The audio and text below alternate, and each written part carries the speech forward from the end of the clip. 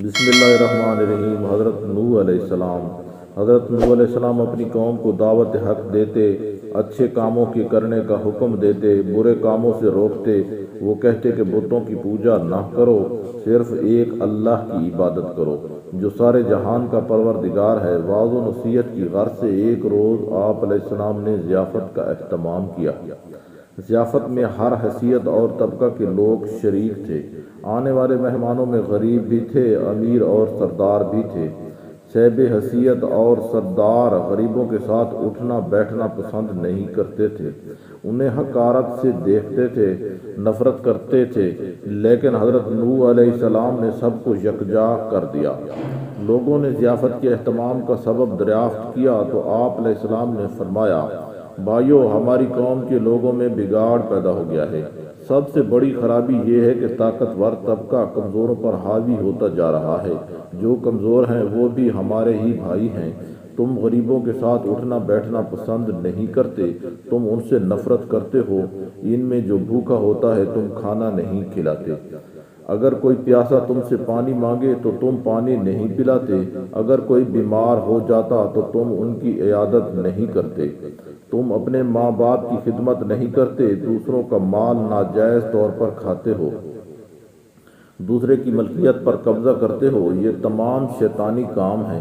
اس کے علاوہ تم اپنے ہاتھوں سے بنائے ہوئے بتوں کی پوجا کرتے ہو۔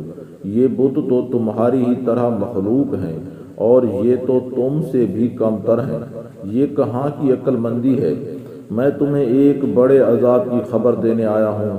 مہمانوں میں سے ایک شخص نے کہا، عجیب شخص ہے، ہمیں کہنے چلا ہے کہ ہم اپنے معبودوں کو چھوڑ دیں، عبادت نہ کریں۔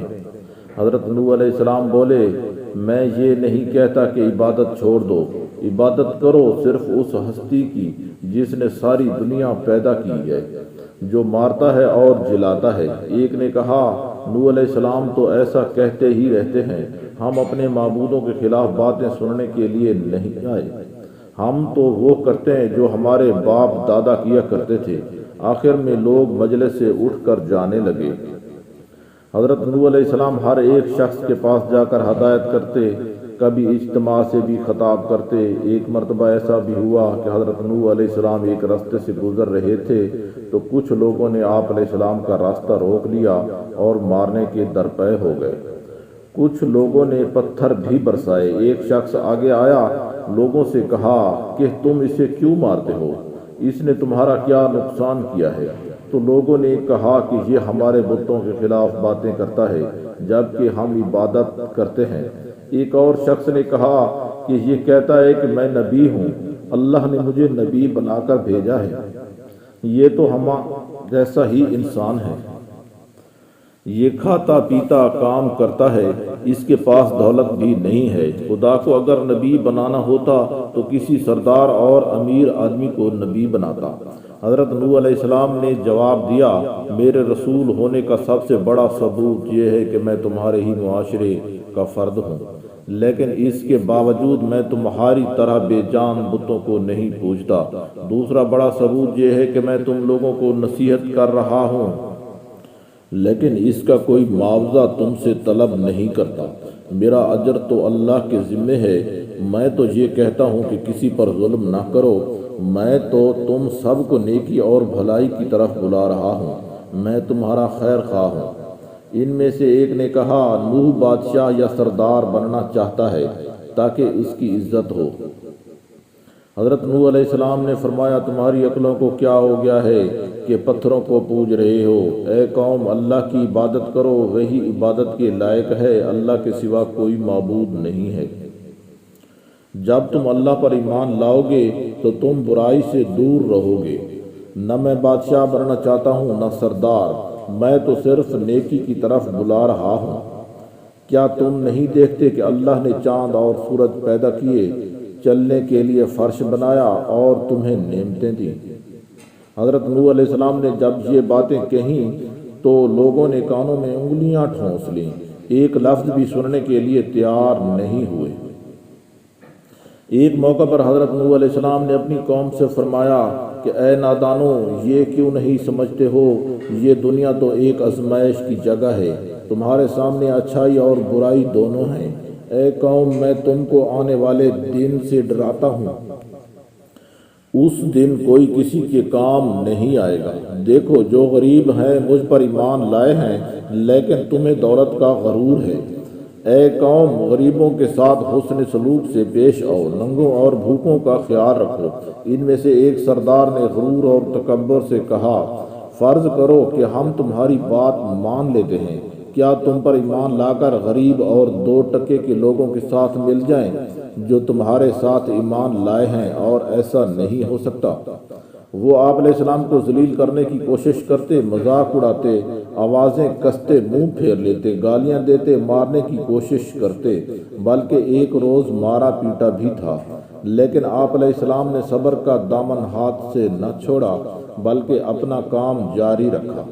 آپ علیہ السلام کی بیوی اور آپ علیہ السلام کا بیٹا بھی منکرین اور کافروں میں تھا۔ حضرت نوح علیہ السلام نے دعا کی، اے میرے پروردگار، میں نے اپنی قوم کو رات دن سمجھایا، حق کی طرف بلایا، میرے بلانے پر وہ زیادہ بھاگتے رہے، میں نے اعلانیہ اور خفیہ سمجھایا تو انہوں نے کانوں میں انگلیاں ٹھوس لیں۔ اللہ تعالیٰ نے حضرت نوح علیہ السلام کو وحی بھیجی کہ ایک کشتی بناؤ اور ظالموں کے بارے میں کچھ نہ بولو۔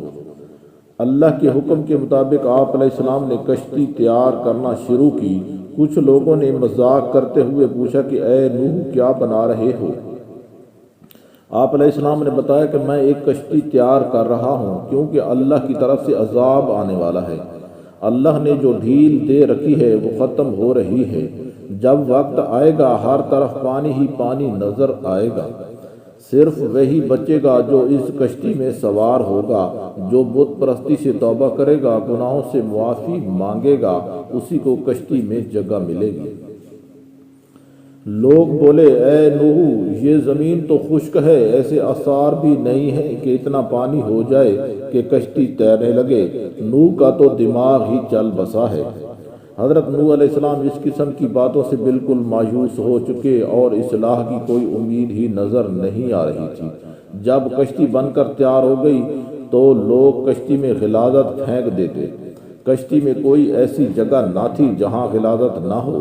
کافر غلاظت پھیلانے کے لیے کشتی کے اندر جایا کرتے تھے، یہ ان کا معمول بن چکا تھا۔ ایک مرتبہ ایک کوہڑ کا مریض بھی اپنے ناپاک مقصد کے لیے کشتی کے اندر گیا۔ اس کے سڑے ہوئے جسم کے ایک حصہ پر کچھ غلاظت لگ گئی۔ کچھ دیر بعد اس نے دیکھا کہ جہاں غلاظت لگی تھی وہ حصہ اچھا ہو گیا۔ اب اسے حیرت ہوئی کہ یہ کیا ماجرا ہے، آخر غلاظت سے کس طرح شفا ہو سکتی ہے؟ پھر وہ کشتی کے اندر داخل ہوا اور غلاظت پوری طرح سارے جسم پر مل لیا تو دیکھا کہ وہ بالکل تندرست ہو گیا۔ یہ بات کوڑ کے مریضوں کے اندر پھیل گئی تو سب نے کشتی کے اندر داخل ہو کر غلاظت ملنا شروع کر دیا۔ اسی طرح پوری کشتی پاک صاف ہو گئی۔ حضرت نوح علیہ السلام نے اللہ سے دعا کی، اے رب، لوگوں نے میرا کہنا نہیں مانا، ایسے شخصوں کی پیروی کی جن کے مال اور اولاد نے ان کو زیادہ ہی نقصان پہنچایا۔ ان کافروں میں سے زمین پر ایک باشندہ بھی مت چھوڑ، اگر آپ ان کو روئے زمین پر رہنے دیں گے تو ان کی اولاد بھی کافر ہی ہوگی۔ آپ علیہ السلام کی دعا قبول ہوئی، اللہ کا عذاب آ چلا، گھر کے تنور سے پانی ابل پڑا، پانی کا ریلا تیزی سے بہنے لگا۔ جس جگہ سے پانی ابل پڑا وہ جگہ کوفے کی ایک مسجد تھی جس کا نام مسجد انبیاء ہے۔ دوسری طرف آسمان پر خوفناک سیاہ بادل چھانے لگے۔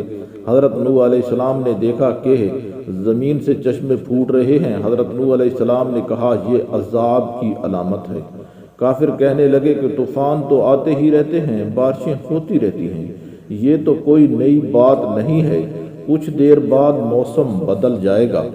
دیکھتے ہی دیکھتے ہوا کا تیز جھونکا آیا جس سے ہر چیز ہل گئی، پھر پانی برسنا شروع ہوا۔ بارش میں اتنی شدت تھی جیسے آسمان نے تمام دروازے کھول دیے ہوں۔ حضرت نوح علیہ السلام نے ایمان والوں سے کہا کہ کشتی میں سوار ہو جاؤ۔ اللہ نے فرمایا، ہر قسم کے جانوروں کا جوڑا بھی کشتی میں سوار کرا لو۔ حضرت نوح علیہ السلام نے اللہ کے حکم کی تعمیل کی، ہر جانور کا جوڑا سوار کرا لیا گیا۔ کشتی میں ایک علیحدہ جگہ پر سب جانوروں کو بند کر دیا گیا۔ طوفان چلنے لگا، بارش سے ندی نالے اور زمین پر پانی بھر گیا۔ پھر زمین کے ہر حصے میں پانی بہنے لگا۔ اب حضرت نوح علیہ السلام کا جہاز تیرنے لگا۔ پانی اونچا ہو رہا تھا۔ حضرت نوح علیہ السلام کی نظر جب بیٹے پر پڑی تو آواز لگانے لگے، بیٹا اب اس کشتی میں سوار ہو جاؤ، تمہاری جان بچ جائے گی، اب کافروں کا ساتھ چھوڑ دو۔ تو بیٹے نے جواب دیا کہ میں پہاڑ کی اونچی چوٹی پر چڑھ جاؤں گا، پانی وہاں تک نہیں پہنچے گا۔ تب حضرت نوح علیہ السلام نے اللہ سے اپنے بیٹے کے بارے میں سفارش کی کہ یہ میرا بیٹا ڈوب رہا ہے، یہ تو میرے ہی خاندان کا ہے، تیرا وعدہ سچا ہے۔ اللہ نے فرمایا کہ وہ تیرے خاندان والوں میں سے نہیں ہے، تیرے گھر والے تو وہ ہیں جو تجھ پر ایمان لائے ہیں۔ روایات کے مطابق بارش مسلسل 40 دن تک ہوتی رہی، جو کچھ زمین پر تھا سب ڈوب گیا۔ کافروں کا کام تمام ہوا۔ جو لوگ حضرت نوح علیہ السلام پر ایمان لائے تھے وہ کشتی میں سوار ہو کر بچ گئے۔ کشتی کوہ جودی پر جا کر ٹھہری، جسے ارارات بھی کہتے ہیں۔ کشتی میں سب سوار تھے۔ اسی دوران حضرت نوح علیہ السلام کو ایک فاختہ نظر آئی، اس کی چونچ میں زیتون کے درخت کا پتا تھا۔ یہ امن اور سکون کی علامت تھی، یعنی پانی اتر چکا ہے۔